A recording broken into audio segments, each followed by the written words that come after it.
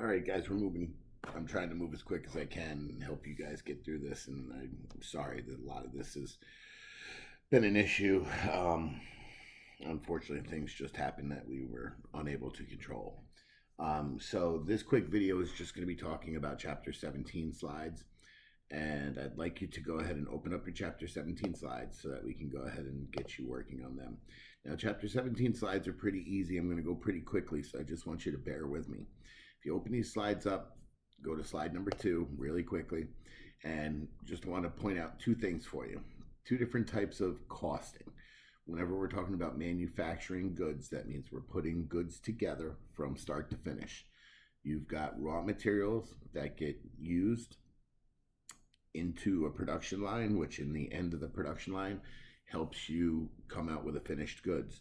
For those of you that have never been to Hershey Park in Pennsylvania, I am going to post the video of the Hershey Park ride. There's only one ride in all of Hershey Park that's free, and it's the chocolate tour.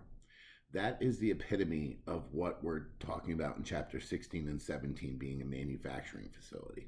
Okay, they start with raw materials, it gets put into production, and then the last part of the chocolate line is they actually make the candy bars.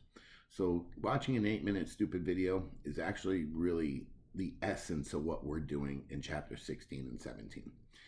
There's two types of costing that I need you guys to understand. It's very simple, all right, and it's very easy to understand. Whenever you hear the word job order costing, okay, I want you to think of the words custom. Anytime you hear the word custom, that means it's going to cost you more. That means it's more in depth. It's not going to be the same every time, okay? If you order a custom whatever, anything that you order custom, if you order fraternity or sorority shirts, okay, and you want certain lettering stitched in there, that's a custom job. That's going to cost you more. It's going to take longer to produce than if you just order a plain sweatshirt with some letters pasted on it, okay? So just know the difference between job order costing and process costing is job ordering is custom jobs. It costs more, it takes longer. Process costing is when they do a whole bunch of the same thing over and over and over and over, okay? The dairy plant down the road is a process costing job facility. They make whole milk on Mondays, they make 2% on Tuesdays, they make heavy cream on Wednesdays, and that's all they do all day. They make large batches of the same product for the day, and then the next day it switches, and they just keep switching it. So it's cheaper to do process costing than it is job order, okay? So just keep that in mind. Job order is more expensive, process costing is cheaper. If you look at slide 3, this is just a simple job order cost card.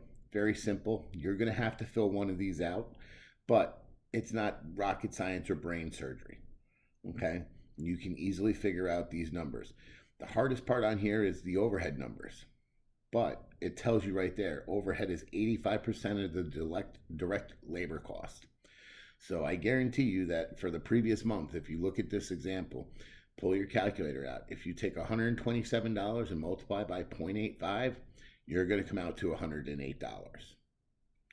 Okay, as I discussed in the quickly Chapter 16 slides, total cost is your direct materials, your direct labor, and your overhead added together. So if you look at this job order cost card, look at the previous month's cost. The total cost for the previous month is $400. The total cost for the current month is $3,400, and the total cost for the entire project is $3,880. Now here it tells you how many units were completed. It says 2, and if you look up at the top, it's 2 general purpose golf carts. And then so each one of these golf carts cost $1,940 to produce. Okay, so that's the cost per unit. And this is where I said to you in Chapter 16 that when I tell you something about figuring out the cost of a product, make sure you pay attention to whether I'm asking you if it's a per unit cost or if it's a total cost. These are things that are going to be very important for you to pay attention to, okay? The next part that's very important to me that I need you guys to understand is the following journal entries that you see that we have for the manufacturing process, okay? Now, I did put up under chapter 17, I did put up a template for you to follow so that you can go ahead and figure out the ending balances on your inventory accounts. And what I mean by that is when you have these journal entries that you're going to have to do, you're going to be given, and I'll trust me, don't go crazy here. I will explain to you what's going to happen with your finals shortly.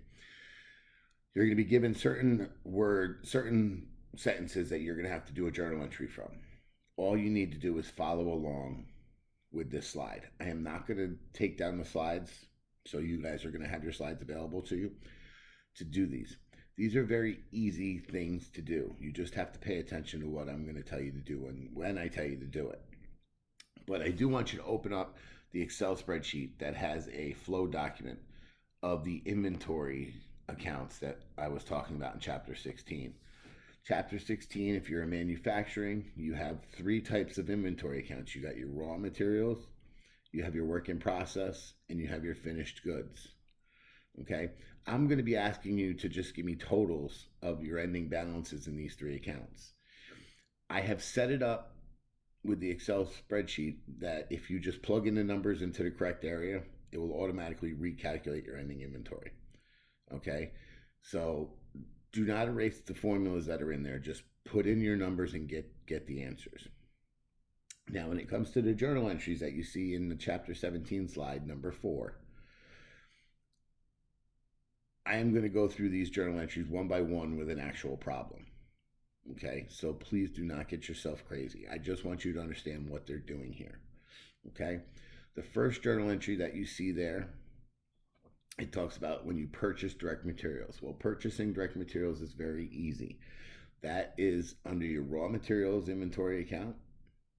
And when you purchase inventory, you're going to be purchasing the materials and you got to pay for it with either cash or accounts payable. It's pretty simple. The next thing that you're going to have is when you actually get the products moving from one department to the next. So in other words, you can't start producing a product until you move your raw materials into the work in process account, which is the next journal entry. So your work in process account is going to go up. Your materials inventory account is going to go down. Just listen to these for now. Don't get all crazy. I will go over these actually in a actual problem format for you in a minute. Then you pay your overhead. The next one is record wages. Next one is to apply the overhead. The next one is to transfer finished goods from your work in process inventory account to your finished goods inventory account. I'll explain that more in a few minutes. And the last one is the sale of your finished goods, which is when you actually sell your finished goods to the public that's buying it.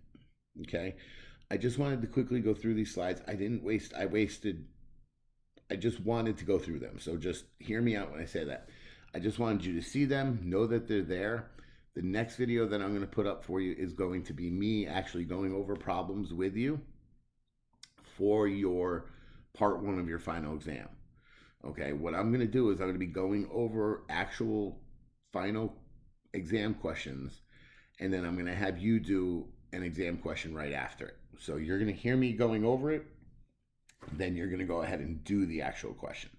All right, so just bear with me and relax.